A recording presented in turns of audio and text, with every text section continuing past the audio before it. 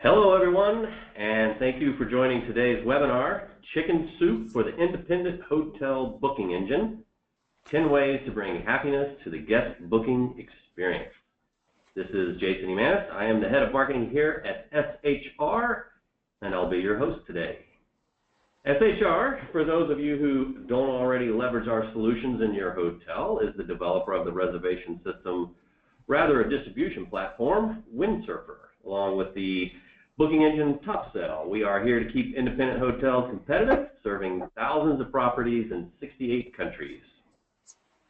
But enough about us. Let's meet today's guests. First up, Emily Ascender from Triptease. Hello, Emily. Are you there? Hi there, Jason. I am indeed. Very good. All the way from London. Emily heads up business development efforts at Triptease, managing relationships with industry partners globally. Triptease helps hotels get more direct bookings. Their direct booking platform integrates with your current website and booking engine, boosting conversion by 30 to 60%. Tools include price comparison widget for the hotel website and abandonment messaging. Triptease is now serving 17,000 plus hotels in just over a year, working to become the undisputed thought leader in the direct booking movement. Before Triptease, Emily was a currency broker whose passion for travel led her to research roles in revenue management, online distribution, e-commerce, and mobile, producing senior-level conferences across APAC and North America for iTravel. Next up, SHR's own Angelo Directo. Hello, Angelo. Hey, Jason. Angelo is our VP of Design and oversees all design projects, both for clients as well as SHR products, like our booking engine, Topsail. Angelo began his career in hospitality at Webvertising in '96. With the same key executive team that now runs SHR, Angelo served as creative director, overseeing website and web application design and development, playing a major role in the design of the iHoteler Central Reservation System, which was sold back in '03 to a competitor who still sells it. Angelo spent a short time with that competitor as the creative director before moving to Whiteboard Labs, which eventually emerged with Scepter Hospitality, now known as SHR. Let me encourage everyone to ask questions in the Q&A window to the right of your screen as we go along the call. As we get towards the end of the call, we're going to answer those questions. So don't hesitate. We like questions. Before we get started, I'd like to ask our audience a polling question. This will help Emily and Angelo better focus their answers to this particular audience. Okay? So first, how do you think your guests would rate your current booking experience? As we wait for that, I'm going to move a little closer to the microphone. All right. How are the results looking? We got them yet? So not too bad. About 64%, about middle of the road. About 7% don't seem too happy at all. And the rest seem okay. So hopefully, Emily and Angelo, that helps you out. All right. Let's get going with our 10 ways to bring happiness to the guest booking experience. Emily, what do you think about developing a relationship with your guests? What does that look like to you? Well, I think it's good to start with, if I guess, so many of you guys on the webinar today, if you're not too happy with the experience or if it's just about right, a great place to start, I always think, is this exactly here. So developing a relationship with the guest. And personalization is, of course, a huge factor here. So, I mean, Jason, a great example of when a hotel developed a fantastic relationship with me was when, once maybe about 5 years ago, I was staying in a beautiful boutique hotel in Bali called El Hotel. I don't know if you know it. And I booked direct, and they knew I was traveling alone. I'd actually called up in advance to make arrangements, so they knew exactly when I was arriving and what I was going to be doing there. So anyway, one night I actually went up to my bedroom and I was just relaxing, and then suddenly I heard a knock at my door, and I heard the voice, "Hello, Miss Emily." And I sort of I thought to myself, you know, it's a little bit late at night. I can't imagine what they want. And as I was sort of debating whether to answer it, I heard another knock, and they said, "Miss Emily, are you there? We've brought company for you." And I was kind of thinking to myself, you know, how personalized is this company that they're bringing me this late at night? But anyway, so kind of with a raised eyebrow, I went to the door, and I opened the door, and lo and behold, they were standing there, and they said, "Miss Emily, we've brought you a friend." And they handed me a goldfish in a bowl, saying, "His name is Pluto, and he's here to keep you company." So I was absolutely overwhelmed by this, and I really loved him, and it was just such a wonderful thing to receive. Maybe it's because I'm a massive fan of animals, or fish anyway, but I think the point is, had I not booked direct, where they knew my reason for traveling, and had I not spoken with the hotel in advance to arrange things, then they wouldn't have been able to have my data or information to be able to give me a really fantastic experience and sort of surprise and delight me on my stay. So I think that's just a fantastic example of a way a hotel can really develop a relationship with the guest. And also, you know, I now go tell people this story. I wrote them a fantastic review because it was such a lovely personal touch. So I think the first thing when you think about developing a relationship with your guests and personalization is to encourage consumers to book direct, so that you're able to have their contact details prior to the stay, and you can also surprise and delight them more brilliantly on the trip. So Angelo, tell us, I mean, what exactly does that mean, delivering such a personalized experience through a booking engine? Yeah, for a booking, I think when you make a booking, it can seem kind of impersonal, but then you get feedback from the hotel, such as a confirmation email, and then later on, maybe before your trip, you'll get a pre-stay email. Now, those are opportunities to personalize and kind of create that connection with the guest. But I think the booking experience can also go further, especially if you're able to log in as a member and maybe see things which are meant only for you. So this one hotel that we worked with, we developed a kind of a loyalty program with them. And if you can see, there are rates here that are only available if you sign up or sign in. So by clicking that button, then a modal window would appear and allow the guests to log in and kind of acknowledge who they are. And then once they're signed in, then the system shows that they recognize who you are, and then it shows a list of promotions only for me. So for me, that's a connection there in the booking experience to make that relationship happen. Very good. I have a question actually, Angela. So when people are actually filling in their details and you're able to give that data back to the hotel, how much of your clients, how many, you know, are hotels really utilizing that at the moment? Like what percentage of hotels are taking advantage of the way that works in the booking engine, and how much more could they be doing? Well, a very few are really taking full advantage of it, but a few of our larger clients are allowing people to log in and see specials and promotions just for guests. I think a lot depends on if they have an active CRM program or a loyalty program on property, and then it makes it more natural for the booking experience to tie into that. Right. So let's talk about innovation that excites. Emily, what kind of innovation have you experienced lately that put a smile on your face? I guess the fish put a smile on your face, but I don't know if that was very innovative. It certainly wasn't technologically advanced, but I guess from a Triptease, from our perspective, I think the two types of innovation which come to mind. So one is innovation through the guest booking experience itself, so when we look at the whole booking engine experience. And the other one is for the consumer when they're actually on trip, so the technology available when they're actually on their stay at the hotel. So first of all, to look at the guest booking perspective, what we're finding really interesting is actually looking outside the industry, looking outside the travel industry and to other industries for new ways to reach out and communicate with the customer. So something we're keeping our eye on at the moment is how we can take live chat to another level for hotels. So basically to further engage and enrich the customer experience. I mean, I don't know if you have seen much of live chat in its current form, but on hotel website, it tends to be quite clunky on desktop as a product, and it doesn't really work particularly well on mobile either.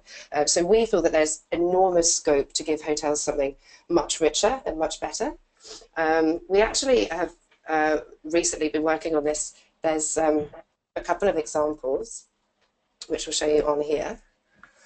So here you can have, this is what it would look like. So we see the future as when somebody lands on mobile, they're going to be a lot more, when in their research phase, they're going to be going to their mobile device, looking at how they can have chat.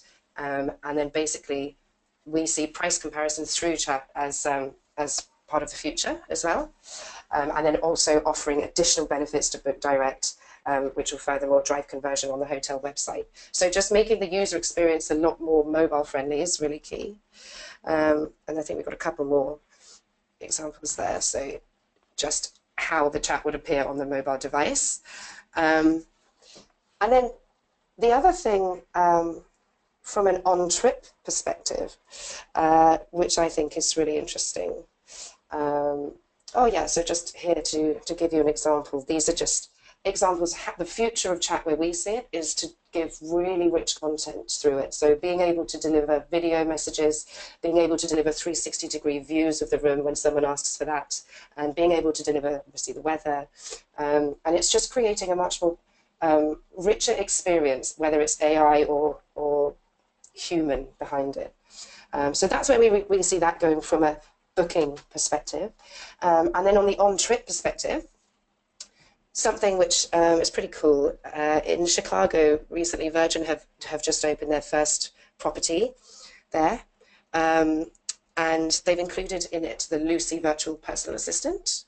And basically what this does, it allows you to tailor your trip to your needs. So through this app, you can book tours, you can change the thermostat in the bedroom, you can order room service, and it's also tailored to what they think may be relevant to you as well. So the collection of data here is really, really important, and they're using that to just make the whole experience a lot more richer. So using this innovation to create comfort and accessibility basically just completely enhances the whole guest experience. But it also, as I said, it means that the hotel can actually collect that data, analyze the trends, and then retarget that guest more effectively at a later date. So Angela, what are you seeing as innovation in the booking experience? I definitely agree with Emily that this messaging with the guest is really bringing about innovation. Where the hotels are able to reach out to the guests and where they are, where they're sending messages to each other. Now they can have a conversation with the actual hotel. And now there are a couple of technology companies I wanted to mention that can actually follow through on guest requests through messaging. One is Alice, kind of a startup company in New York. I've been talking to them for a couple of years here. They have a platform which allows the staff to talk to each other, and then the guests to talk to the staff and send their requests via messaging. They have this native mobile app where guests can send their requests, and then the staff can message back saying that they received a request and that request would be fulfilled within a certain period of time. But they also are tying into text messaging as well. And there's another company called Glowing, and they're focused on the messaging platform itself. And Glowing, I would say, is one of the first that actually does multi-channel messaging. So they do several ways, several platforms that people send text messages. They're able to get the hotel onto those platforms and integrate all their messages into a single view.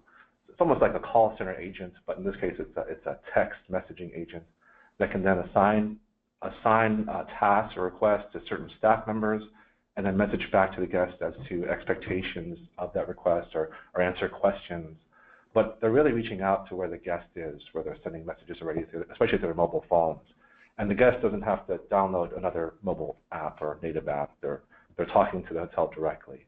And I think this is a great way to make a booking. Just to talk to someone and just say, I'd like to make a reservation, and they say sure, and There you go. Yeah. Cool. It certainly ties up the whole experience for the consumer as well, and just makes it that little bit easier. And I think that's the whole point, to make that experience just that little bit easier and more personal. It's really definitely the future for now. So let's talk about fueling the happiness factor. Emily, what does that mean? What are we talking about, the happiness factor? Jason, this one is actually my absolute favorite. I don't know why. Maybe it's because I like being happy, but there's a really, really interesting experiment that a couple of Dutch researchers did maybe 2 years ago or something, into the happiness that people get when they go on vacation. So this is looking at, this isn't looking at business trips, this is just looking at leisure trips. And it's basically saying that when you're on vacation, as opposed to being stuck in the office, you're happier. So one of the things that you're getting, or rather you're paying for as part of your vacation, is happiness. So they looked at the 8 weeks leading up to the vacation, and then the actual vacation itself. And that's the time frame that they were measuring. And what they found was really, really, really interesting. So they found that the total increase in happiness that you get in the 8 weeks leading up to the vacation is greater than the total amount of happiness you get while on vacation. So basically, so what they basically found is that the anticipation that you get is definitely part of the value exchange when booking a holiday. So what this means to hotels and guests is that the hotel can effectively increase the value in their customer's stay by doing things to increase their happiness or anticipation in the lead up to the stay. And they can only do that, obviously, if they have that customer's information through the booking engine, exactly the way Angelo just described. And it just gives them additional reason to give that guest a better experience. Yeah, that's interesting. So maybe those the pre-stay emails or the confirmation email, those are great opportunities to build anticipation for the guest for their stay. Yes, exactly. And just communicating with the guest, engaging with them, finding exactly what they're looking forward to, and then returning that back to them to obviously create that excitement. It's the ideal. What else do you envision fueling that happiness factor, Angela? Well, I guess specific to the booking experience, we just want to make things comfortable and easy for the guest. One thing we're noticing is that guests make bookings in different contexts, maybe at home or the office or the car, or even walking around. And we know that they use multiple devices to shop around for hotel rates and then finally to make a booking. So I think in terms of a booking experience, to make a guest happy, I think first of all it needs to be responsive. So it's the same screen, yet the screen is able to be shown on a different device resolution no matter what device is used or no matter where the guest is. So in this case, I'm showing a screenshot of a hotel using our booking engine. There's a Triptease price compare widget, by the way. So, but anyway, this is an example of a desktop view on the left and a mobile view on the right. So I think a responsive booking engine is important. Then there are a couple of features that we're trying to make that booking experience even more comfortable. One is called Save for Later. In this case, we're showing a hotel using our booking engine again. In this case, on a mobile device.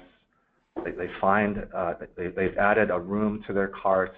Now they're getting ready to check out, but this is a mobile device, so maybe checking out isn't so easy, or they want to kind of check with their spouse if this selection is okay or not. So they'll hit Save for Later, and then they'll see another screen which allows the guest to input their email address and to send a link to them back to this cart. So later on when they get home, they'll receive this email. The email has a link back to the booking engine. So in this case, we jump back, and now I'm showing a desktop view of the booking engine, and it restores that cart and its contents right where the guest had left off. So in this case, we're trying to work with the context of the guest, maybe on a different device or a different place, and to connect connect that booking through both places and kind of unify the experience. Another feature that we've delivered is one called Call to Continue. And in this case, I think this helps the mobile guest a little bit more, whereby the guest can add a room to their cart and then get to the booking, the checkout form, and then allow the guest to actually connect with the call center agent and continue the booking. So in this case, the guest clicks on the Call to Continue button. The guest then sees a cart ID and a phone number, and I think this is also clickable. You can click that to call that phone number, and then the guest is then connected to the call center agent. The agent then sees that same cart ID on his or her screen, and then they can pick up the reservation right where the guest left off and actually complete the booking. Maybe ask for contact information, payment information, without the guest having to do so themselves on their mobile device, just through their voice to the call center agent directly. So just one way to make things more comfortable and make the guest more happy. Yeah. All right. So a lot of this is, focused on, booking direct so that you can grab the necessary info to start to have, interaction with a guest. But so let's talk about number 4. Let's talk about a channel management strategy. So Emily, why don't you tell us, what do you think about, a hotel's channel strategy with regards to, a guest booking experience?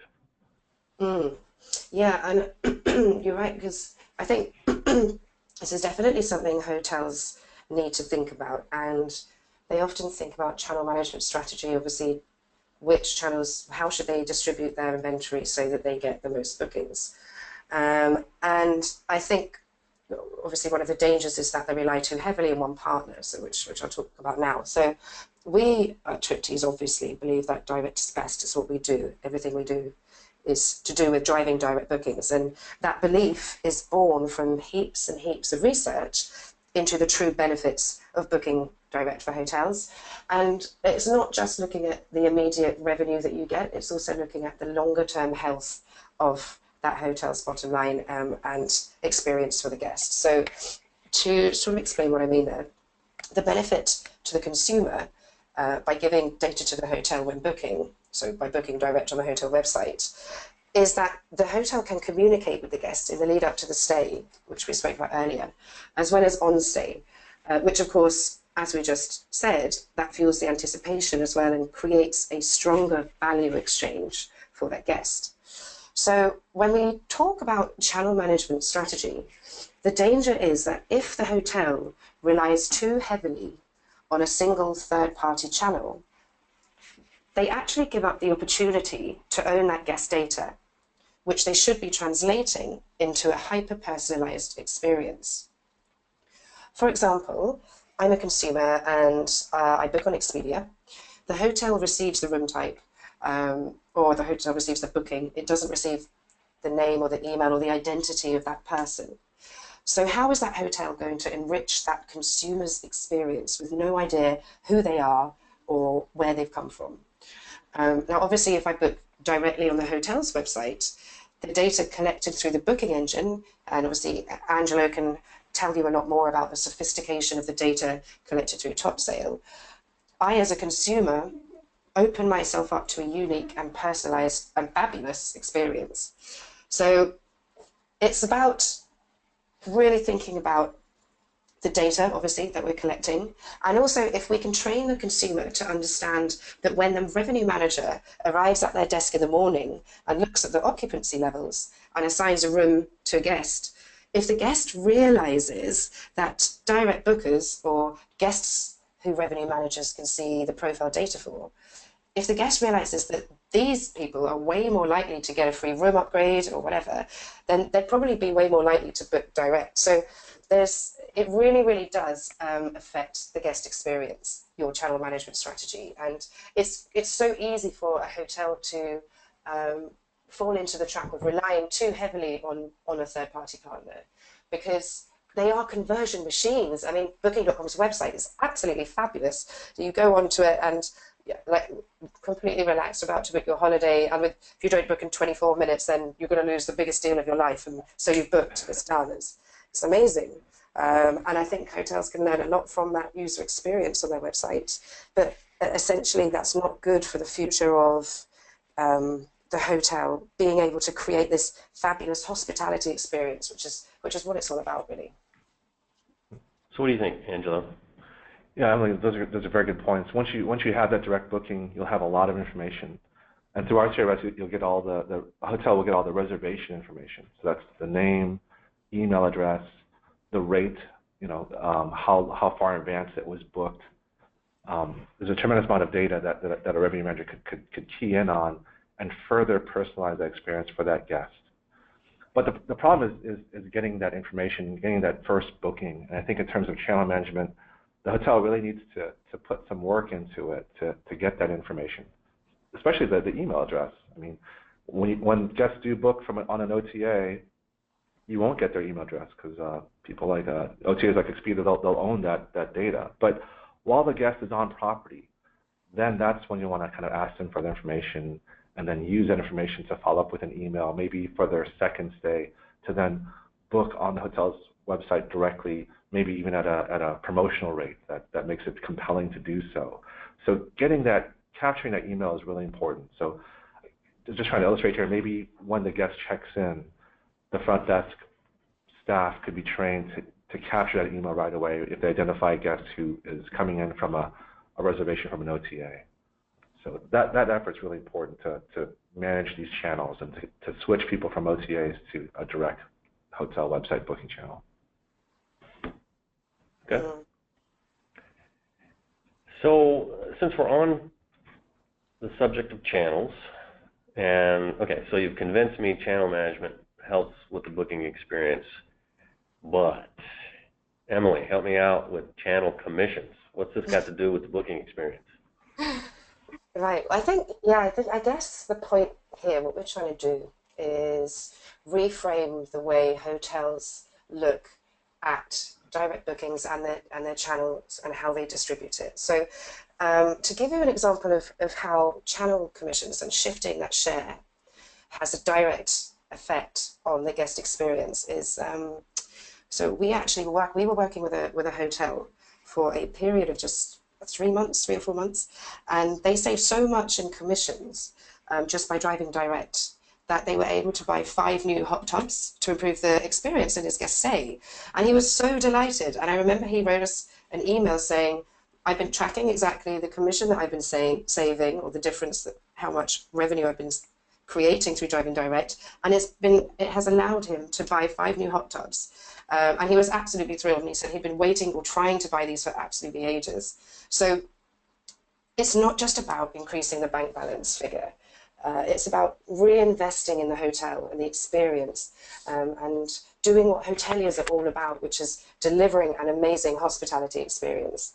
And I think, sometimes it's easy for a hotel to fall into the trap where they spend so much money getting the consumer just to book on their website or just to book at all, that they can sometimes forget the focus of delivering the entire experience as well whilst on the trip. So I guess for all of you guys out there, the question to really be thinking is, if I take away these tips today and I apply them, or really think about how I can do exactly this, if you have more budget from shifting share from commissions, how would you invest that into improving your guest stay? And what exactly could you do? Because I think it's quite an exciting thing to think about, really. So Angela, so you reinvest into your hotel, then you got to showcase it, right? In comes the booking engine. Right. So if you make improvements to your hotel, your room product, you need to show it. And I think that's where the booking engine can come in to help merchandise what kinds of room and rate products that you have as a hotel. So in this case, I'm just trying to illustrate that this hotel has invested in photography of their rooms. I think it's very important because visually the guests can see why one rate is such, why they have to pay so much for this room, and then on another room why it's more expensive. So visually you're merchandising what you have to offer the guest.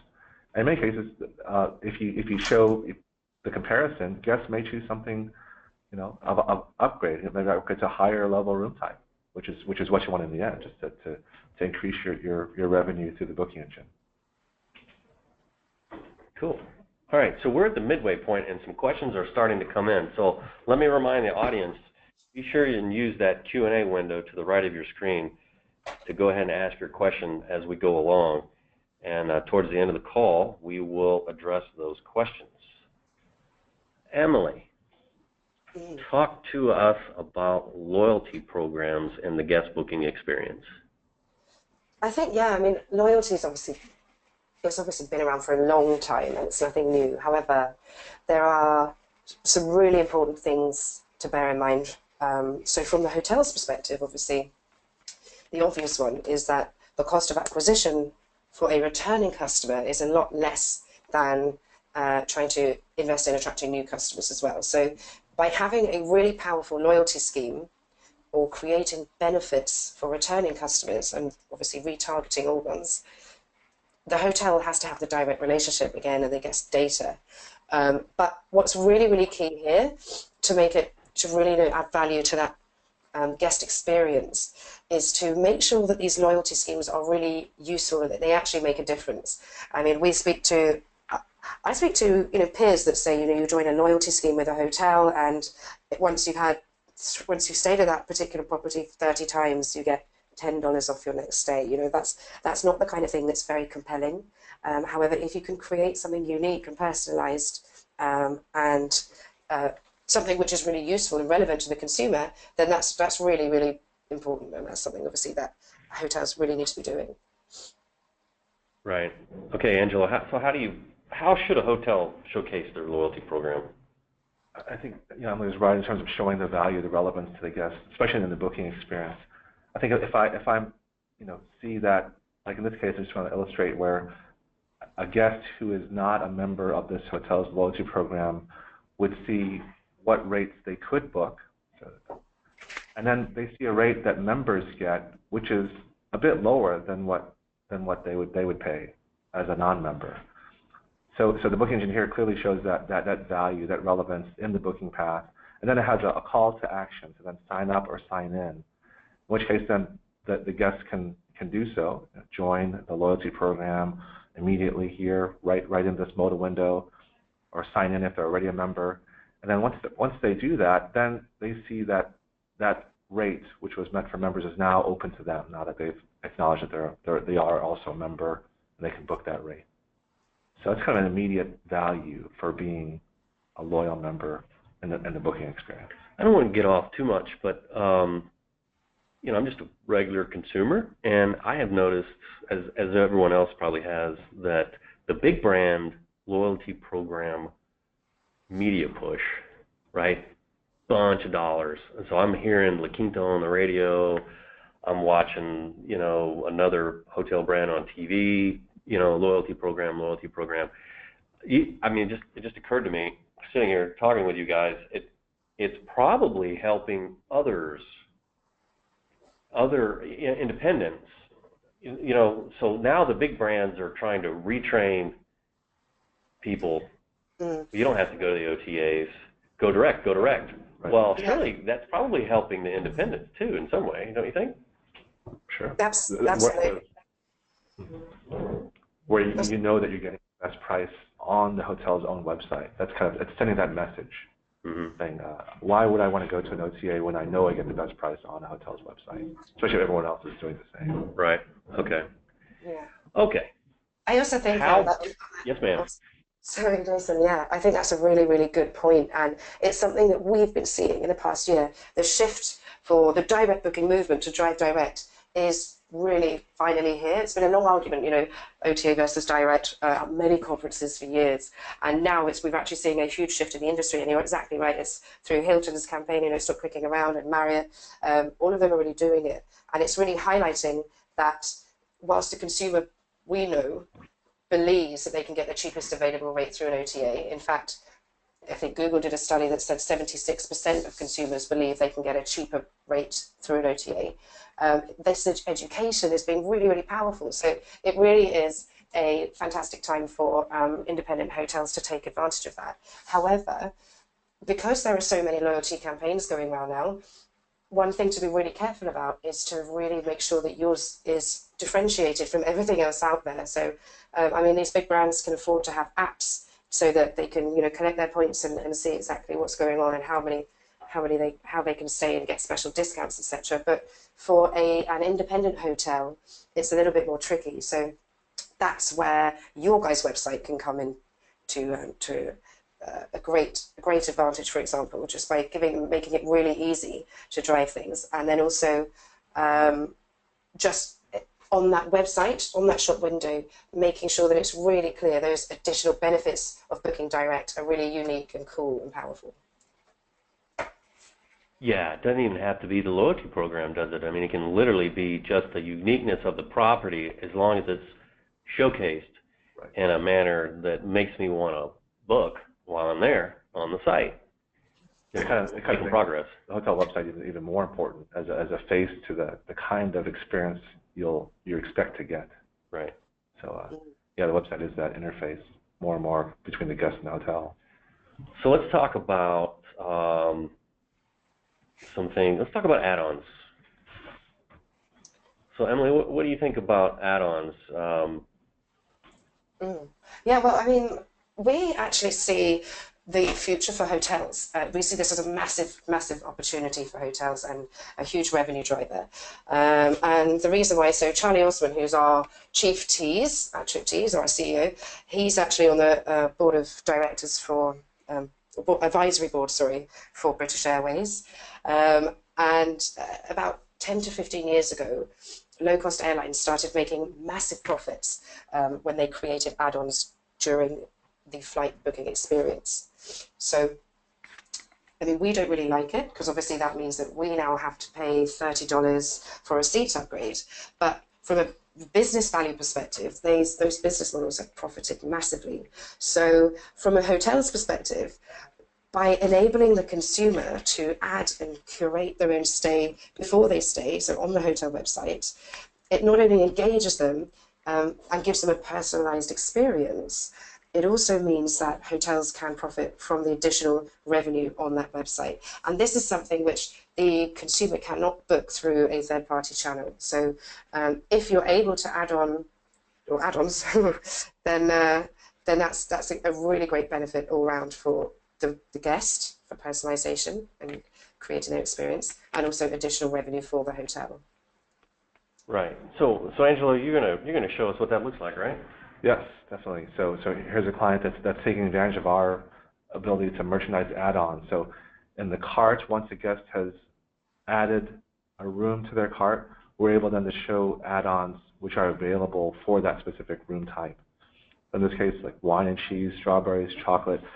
It's nice to see what else the hotel offers. And I would encourage hotels to keep merchandising everything that they possibly can. You know, all products and services. Goldfish? Yeah. Sure. Yeah, I'd buy goldfish. So, but anyways, I think the add-ons are really important. I actually would. If you're shopping alone, you need a goldfish. I'm sorry. I swear it was just a fish. Okay, that was good. All right, so let's. I want to do another polling question now. So how about this, audience? Have any of you raised ADR by selling add-ons? Let us know. So yeah, no, because you don't even have the functionality, or maybe you do have the functionality and you're still not raising ADR. 29%, 38%, no, can't sell, 63%. 63% have the functionality and aren't raising ADR. I guess that could be a number of reasons. That's that. interesting. And some lack the functionality also. I think 63 lacks the functionality. Oh, just cancel. I'm sorry, you're right. Yeah, so it's merchandising it then. How you merchandise it, how much it costs, or maybe when you offer the add-on. When they're seeing it. Right. Yeah.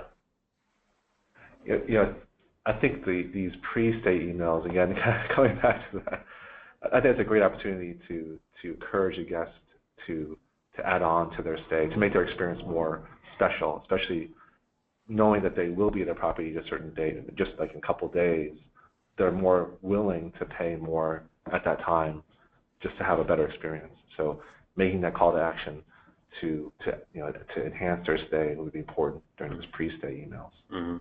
Totally agree. And it's also how you deliver those ancillaries. So if you, exactly that, Angelo, if you put it in an email and, I don't know, with a clever marketing copy about surprise your loved one because you know who they're coming with because you have that information because they book direct.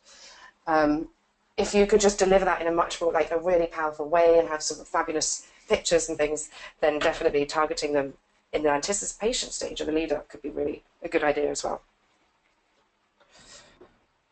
Yes. All right. So, Angelo, I want to start with you on this one. Shopping cart experience. Shopping cart.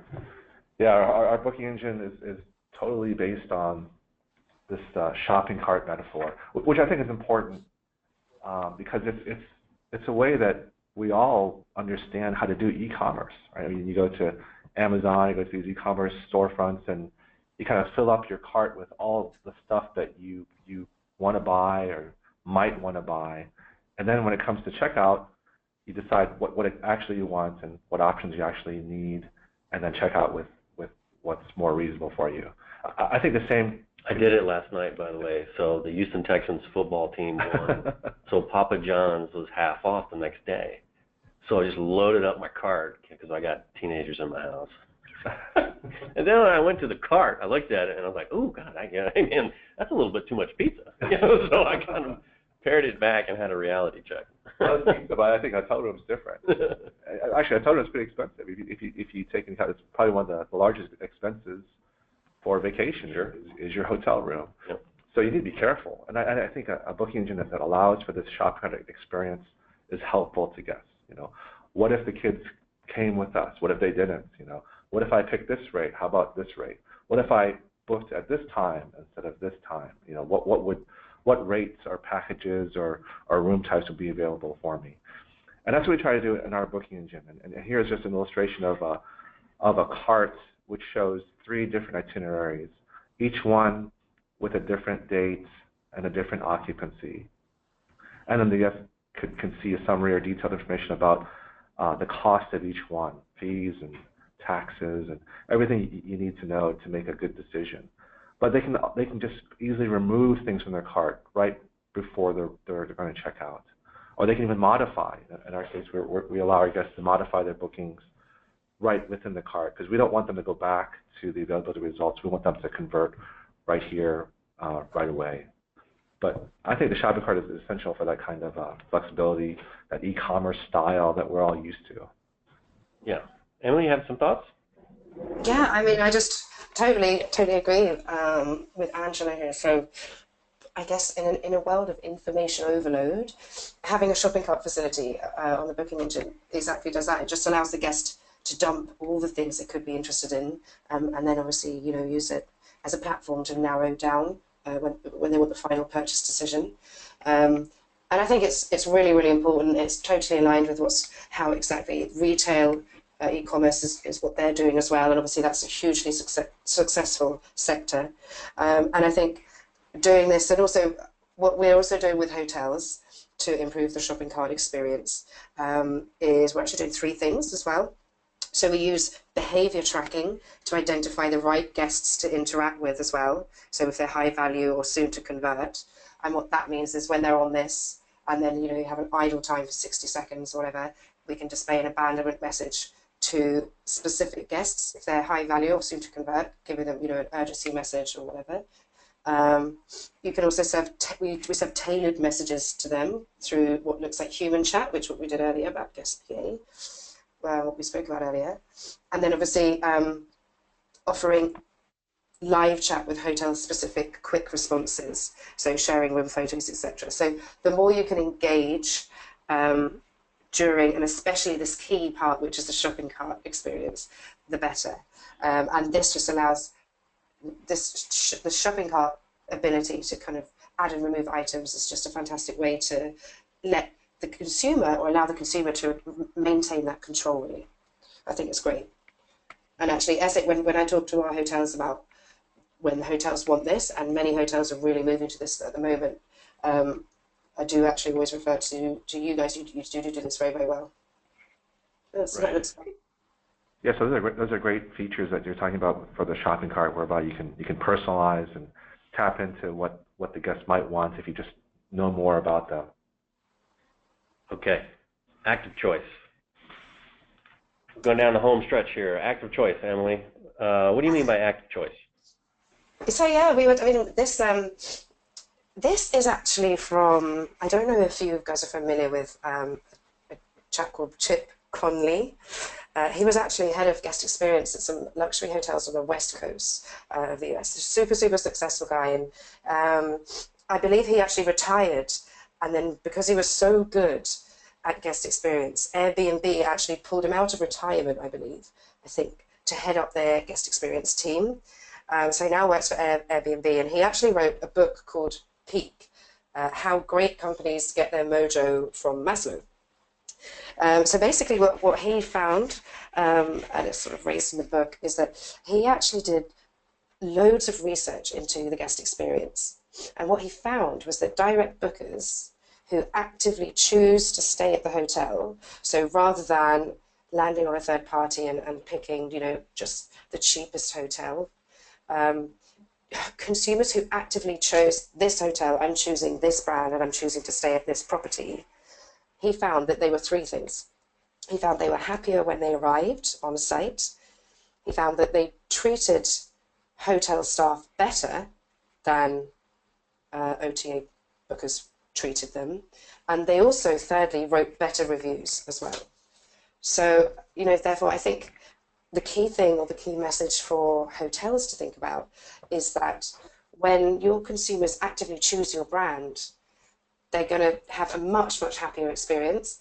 And the way you do that is obviously to educate them the benefits of booking direct and how different their stay is going to be if they do book directly on your website. Right. Okay. So, all right, Angela. So how do you tie all this in? I think in the booking experience, data is important here to help the guest make that decision, that active choice to stay at a certain property and to book on the hotel's website. There are some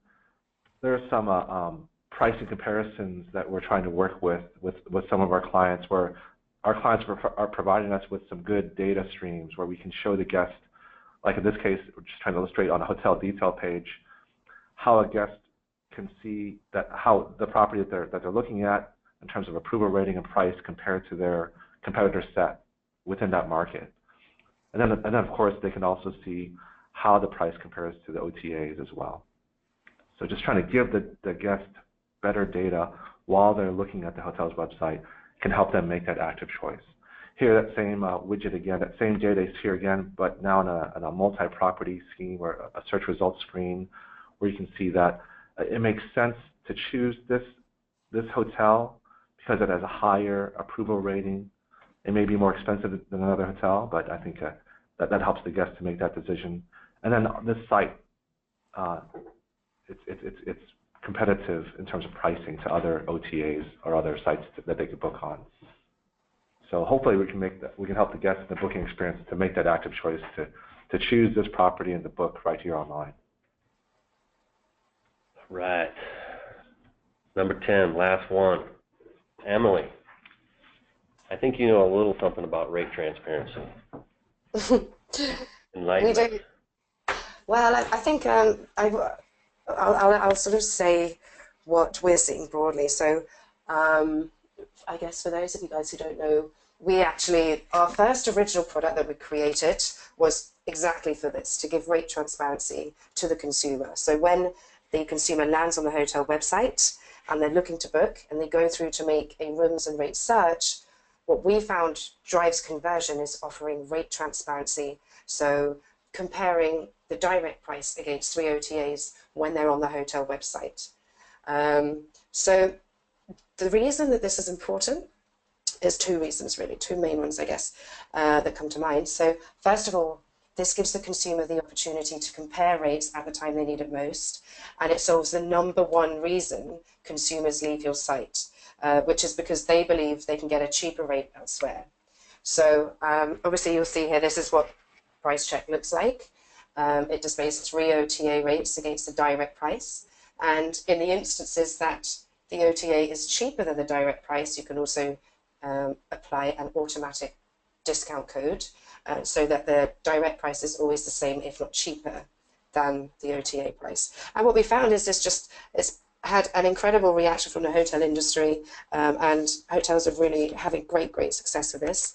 But also the reason this is important from the hotelier's back-end point of view, having better visibility over the rates which are being offered to your customers by third parties, and being able to reduce the number of disparities, which they can do because they get a live feed of every time an OTA undercuts them through this platform.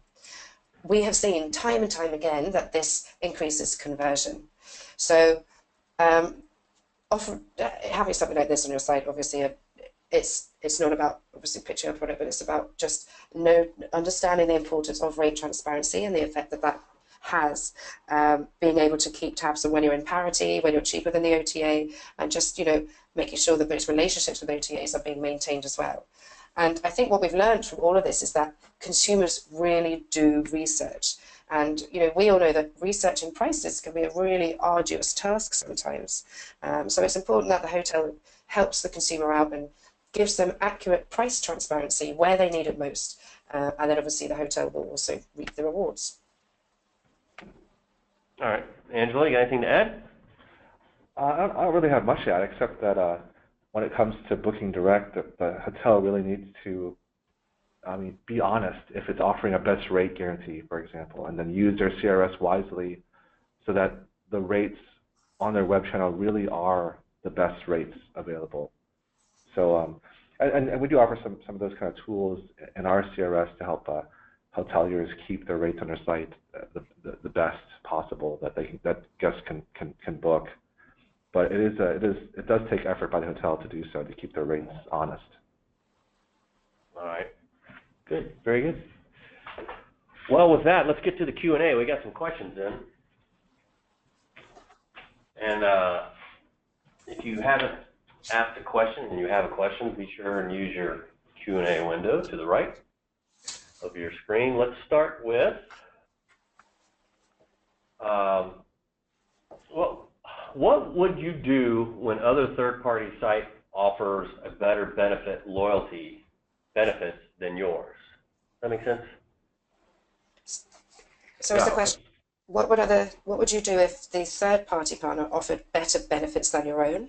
Is that the question? Correct. I think that's it. Well, I'd probably try to beat those if I can. Mm-hmm. But if it's cost prohibitive, still hospitality is within the responsibility of the hotel. They need to provide an excellent service and experience such that a third-party site offering benefits wouldn't be something that a guest would consider. Of course, I want to book direct because I'm loyal. I had a good experience at the hotel, and that's why I want to book direct. I want to actively choose to book direct. So I think a hotel has a lot of power in that sense, of really making that experience so great that the guest wants to book direct. Showcasing your uniqueness could play here too, right? True. Yeah. Yeah, I totally agree, and I think it's a difficult question because in terms unless we know exactly what those other benefits are, it really does depend on what they are. So the hotel has a lot of autonomy over what they are able and not able to offer. Many of the standard benefits that people place on the price check widget, for example, are things like free Wi-Fi, free room upgrade, but then they add very unique things. Like one hotel we had added as a benefit of booking direct, free pineapple in your room. So like things you can do, you can make it really unique. If they're thinking of, if the question implies better benefits in terms of actual deals, so looking at not just the hotel but airlines and things like that, that's something else, and that's not comparing like for like. So I guess the point here is to think, you know, when the consumer lands on your hotel website, which they do during that experience, make sure that you really are offering something compelling, which you know is better than elsewhere. Okay. Here's another one. Is there a specific program that you use for the save and continue and call to continue and member pricing? I guess this is really at you, Angela. Yeah, well, those are features of our booking engine here at SHR. It's called Top Sale, and those features come with the use of Top Sale. Calls to continue, since that means there's a certain integration with a call center, the hotel would have to be using our call center interface so that when a guest calls to continue, that the cart ID is passed to that call center interface, which is the one that we offer our hotels for their call center. So they would have to use our call center interface to make that feature happen. Member pricing is also part of Top Sale. Once we authenticate a guest, either through a feed from the hotel or if we have our own database to allow guests to log in and acknowledge that they are a member, then we can show different rates. And our CRS allows for those rates to be tied to other rates or to show up strategically at the right times. Okay, here's one. OTAs are now offering a point system. If you book with them, you will earn points for a future free stay. How can we convince a traveler to bypass this option? What do you think, Emily? That's a really, really good point. I think, again, it all comes down to the actual booking experience on the website. So the two things that hotels have the ability to control are the rates that they put out and also what they offer as additional benefits on their site. So I think the first thing to do is to get to grips with exactly the rates that they're putting out there and the inventory that they're sharing or distributing. And one way they can do that is obviously through getting a live feed of every time an OTA undercuts the direct price, because often they do that, whether it's by mistake or intentional, it doesn't really matter. But the fact that the hotel can have visibility over that and make sure that the prices are always the same in parity, or if not better on the direct site, that's one thing, which would encourage the consumer to book direct because they're not going to get a better rate. And then the second thing is obviously to always make sure that there are clear additional benefits to booking direct. And it's as we know, the OTAs are conversion machines. So the strength that a hotel needs to find is that when they're on the hotel website, that's where they really need to make that conversion. And they do exactly this by adding those additional benefits, making the experience better and richer. Okay. Here's a question. Can you expand on persuasive messaging and how that might help conversion? Angela, why don't you hit that one? Yeah, that's a great question. I think when it comes to booking engine, there's lots to look at, right? Lots of different rates to compare, room types to compare. These small messages that allow guests to make a decision for one room rate or one price or another really make a big difference. So a persuasive message might be something like inventory related, so many rooms left, or 8 people booked this rate in the past hour. See that a lot. So that'll definitely help conversion. Other types of persuasive messaging might have to do with how much you save. If you book this rate, you'll save so much percent off the rack rate, for example. But those are just some ways that we use persuasive messaging in our CRS to help guests make that decision to book a certain rate or room type. Okay. And what we're seeing is really powerful as well, just on that, is things like social proof as well. So 10 people just found it's best to book direct. And also with the abandonment messaging, when they have 60-second idle time, or if they go to click a new tab, if you can show a tailored dynamic message which says, this is the best available rate, or get a special discount, a unique discount if you book now or before this date. We've seen hotels find loads and loads of value through doing that kind of thing as well. Very good. Okay, we got like 60 seconds. And Emily, this one's for you. What type of metrics and data is tracked by Triptease or booking engines? Why don't you kick us off? Sure. So we actually compare, in terms of the data that's compared on the widget, we compare the cheapest available rate. And when we're looking at the user journey, we track via unique user ID. So that means when we show abandonment messaging, the unique user ID makes sure that the same person, the abandonment message only pops up once each time, or once every 24 hours to that unique user. So it's not unique session. That's really important. And that also, we also track the devices which the data is shown on, so we can tell exactly whether they've searched on mobile, whether they've searched on desktop or tablet, whatever. That's really important. And all of the data that's in the backend system, it basically gives the hotel all of the information as to the number of stay, how long they want to stay for, how many people, and they can really look at it and see who's really converting and the dynamic and the segmentation from that way. All right. We've hit the top of the hour. I want to thank our guests, Angelo and Emily, for joining us. Thank you. Sure. You're welcome. And our audience. I know I'm happier. Looking forward to chicken soup. I hope that you've gotten some value out of this and can put a smile on your guest's face. With that, again, I want to thank everybody, and we'll just shut it down, and we'll see you next time. Thanks. Thanks, Jason. Thanks, Angela. Take care.